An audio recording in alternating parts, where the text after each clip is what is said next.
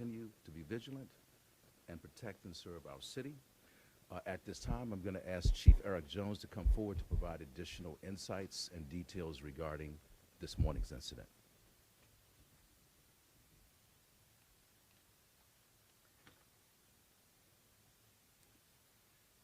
Good afternoon, everyone.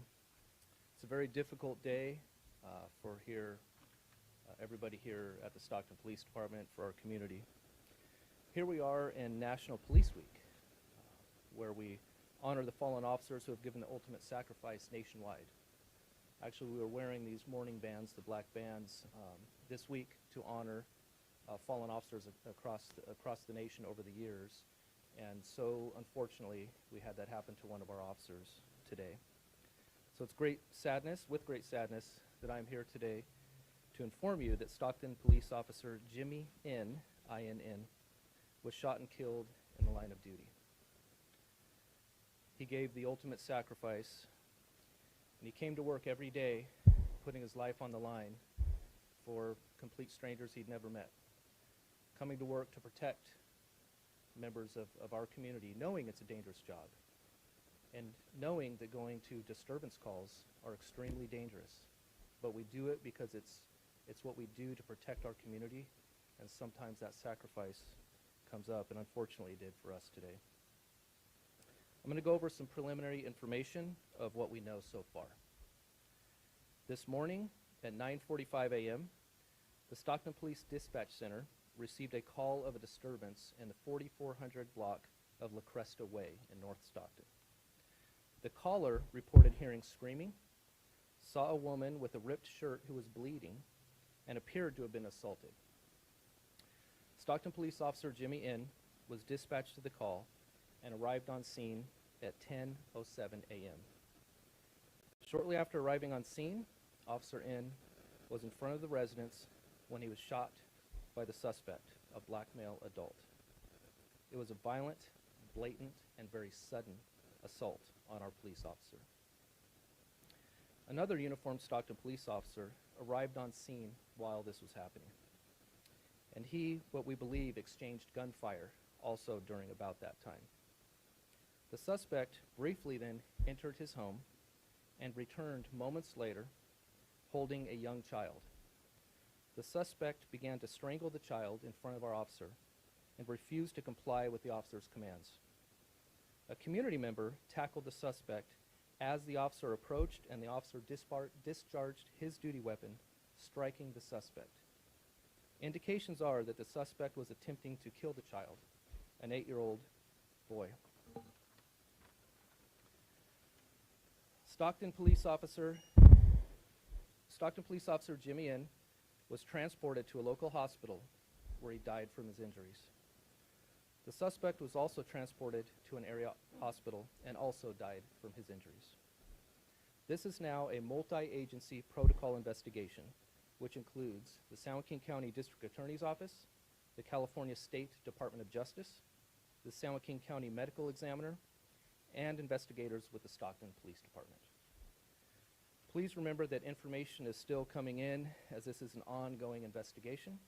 We are currently interviewing multiple people, reviewing video footage, processing evidence. We will try to provide timely updates as more information becomes available. I want to talk about Jimmy N. He was positive, an optimistic person, so very well liked around the police department. The epitome of what a Stockton police officer should be. And so tragically, his life was taken today. Officer Jimmy N. was assigned to the Field Operations Division and was hired in December of 2015. He was also a member of our Honor Guard, who also honored fallen officers in other jurisdictions. Jimmy leaves behind his wife, Tila, who is also a Stockton police officer, as well as a 7-month-old son, a 12-month daughter, and a 14-month stepson. I would like to remind everyone, Officer Jimmy N. was responding to a domestic violence report to assist a domestic violence victim, and he died protecting those who could not protect themselves. Police work is inherently dangerous, and our officers will continue to protect the community that we serve. Again, he gave the ultimate sacrifice knowing this is a dangerous job. We have time for a few questions.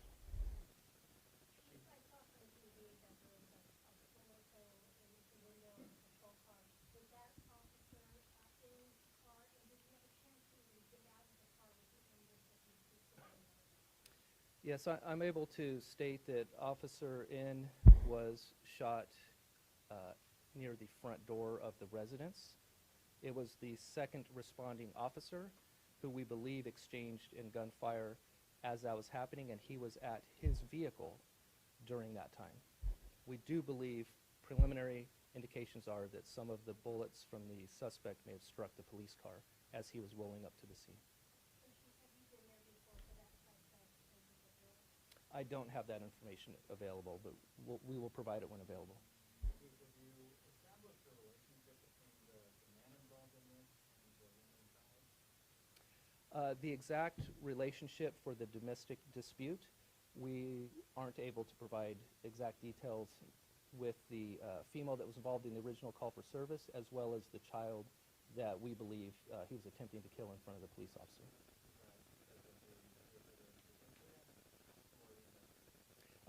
Because the investigation is still ongoing, and we want to ensure we have all of those details correct before providing. Chief, a lot of complaints are reported within the police department. What resources are offered for those who are waiting right now? Yes, it's very difficult for our police department, for officers. We just have to be, the city manager and I were out today outside the emergency room talking with our officers. It's about supporting one another, acknowledging we still have work to do, but we want to honor Jimmy in every way possible. And it's traumatic for our department, clearly. And so not just because we have a fallen officer, but his wife is one of ours as well. So this really hits home for so many different reasons. So we have a wellness network that we're really leaning upon, which is from police psychologists to peer support for one another, as well as police chaplains, and really making sure we're talking about it, that we have the time to grieve, and that we together move forward as a police department for our community. And this is an opportunity where our police department and our community can come together. Chief, do you have any statistic about the shootings in this neighborhood, specific in the last year? Not available for me, but available with me, rather, but the public information officer can get that later. And any information about this specific neighborhood? Right, not with me over the year-long period of time, but we can get some information later. Any message for the community in this neighborhood? Pardon? Do you have any message for the community? Thank you.